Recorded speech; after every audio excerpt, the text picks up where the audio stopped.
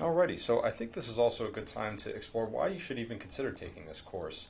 Putting together a strong medical school application can be pretty challenging, and it's very difficult because you have a lot of different people telling you different things from the internet, and you don't really know what's valid, what works, what's up to date, and you certainly don't have anything relating to pharmacy out there. So I think this course will be very beneficial in the fact that it will combine all of the resources into one, and then you can kind of decide what is most appropriate to fit you. So let's take a look a little closer. So this is the only pharmacy course tailored to medical school in existence, and at least to my knowledge. There's not a lot of pharmacists who are going to medical school, so hence there's not a lot of resources or recommendations. So I built this course to kind of help people come, after me to kind of help lessen the burden of that experience. It will save you hundreds of hours of research, obviously, and through sifting through content online and organizing your thoughts. Why do all that work when you can have a course right in front of you that kind of walks you through step by step everything you need to do? This course will obviously provide you direction. It'll help give you a little bit of motivation and answer a lot of common application questions that are even hard to find on Google searches. So I'm hoping that it provides you a lot of value. It's obviously written by, like myself, someone who has gone through the medical school application process, is a current medical student at this time. So why, I guess, like, take it from the source, someone who's been kind of in the trenches just like you. So it's kind of built along those lines and kind of helps you avoid some of the pitfalls that I fell into. And obviously it helps you avoid costly mistakes and actually can save you money. I can't guarantee that you'll save money, but I can definitely help minimize any, I guess, unfortunate purchases or kind of minimizing how many resources you buy or consulting elsewhere. And we'll cover more about that in future lectures. It also, I guess, serves as a fast resource. Everyone likes videos and YouTube and material that's quickly accessible. So I do have my book, PharmD to MD, but not everyone has that, at their fingertips or has the time to read through 235-page text. So hopefully this will serve as an abbreviated version to cover some of the same major points. So some additional content that we cover that I didn't mention in the previous video that's more specific to pharmacy, it involves kind of doing an analysis on how pharmacy school compares to medical school. Obviously this is my own opinion, so you'll have to kind of decide how that fits in with how you are handling pharmacy school in the first place. But it's always a popular question, how does it compare?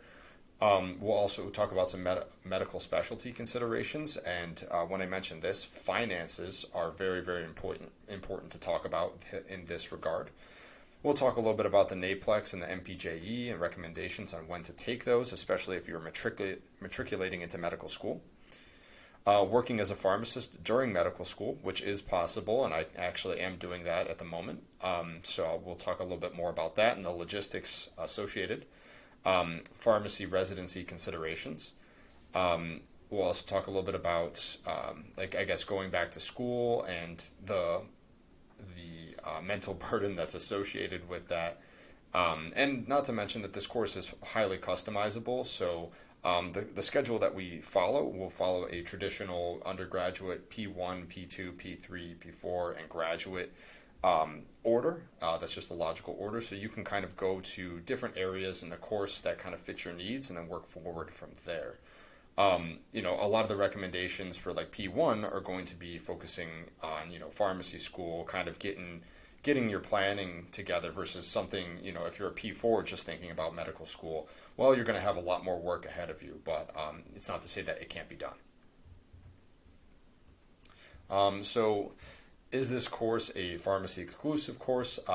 I've kind of prefaced this already. No, it certainly isn't. We just heavily focus on having that pharmacy background, but you can still benefit as a non-traditional applicant because you have to follow all the same steps, and you kind of have the same burden that a lot of non-traditional students have: lack of access to resources, lack of committee letters, and stuff along those lines. So you can still, this course will be highly beneficial to anyone who didn't go through a traditional pre-medical course to get into medical school. So Don't believe me? Well, I guess you'll have to see as we progress through it, but I think you'll be pleasantly surprised. So what this course won't do, and I want to be very clear about this, of course I can't guarantee that you will get accepted into medical school, so don't be commenting or being upset that, oh, I did everything you said and I didn't get in. Sometimes there's just bad luck. There's just dumb bad luck and there's nothing you can do about it.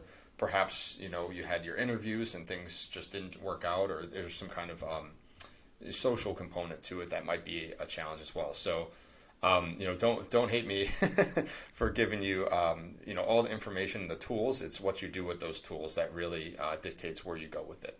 Okay. I'm going to do everything I can to make sure that you have all the resources necessary to succeed. And bonus, I don't really disclose this too much, but I am actually a former AdCom, so I was on the medical admissions committee for my university, so I have some insider tips and tricks on how to kind of optimize your chances. So if you're hearing from anyone, this is just proof that I do know what I'm talking about to some degree.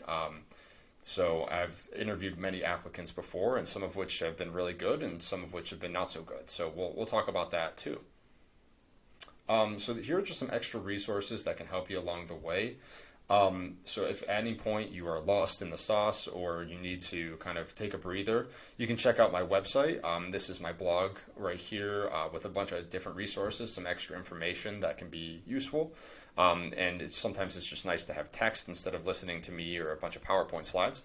So at the end of all of this whole course, I'll have a big section with all the references that I talk about. But I also have provided QR codes for your benefit, so you can pause the screen at the moment and scan that and pull up those resources. Additionally, I'll have my pharmacy podcast right here as well that you can kind of listen into other successful pharmacy students who've come along a long way as well. Alrighty, and that is it for this video.